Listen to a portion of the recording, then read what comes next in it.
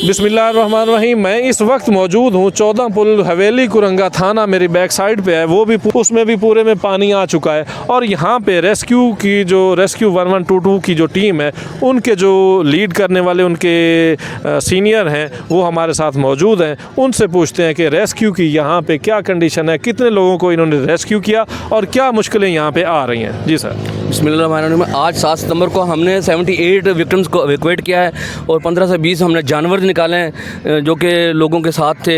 इसके अलावा हम नाइट ऑपरेशन भी करते हैं। नाइट ऑपरेशन में ये 7 दरखाना पॉइंट से तकरीबन 3 किलोमीटर टुवर्ड मगरब, यहाँ पर रात के 1 बजे तकरीबन हमने एक बच्चे को निकाला है और 2 बच्चे थे, वो अपने तोतों को दाना डालने के लिए गए हुए थे। उनमें से एक बच्चा पानी में बह गया और वो इन टाइम हमारे पास पहुंच गया। तो जैसे वो हमारे पास पहुंचा तो हमने फ़ौरन रात के 1 बजे बोट से निकाली हैं और हम उसको एवेक्यूएट करके आए हैं। वो बच्चा आगे दरख्त के साथ लटका हुआ था और हमने उसको निकाला रात के 1 बजे।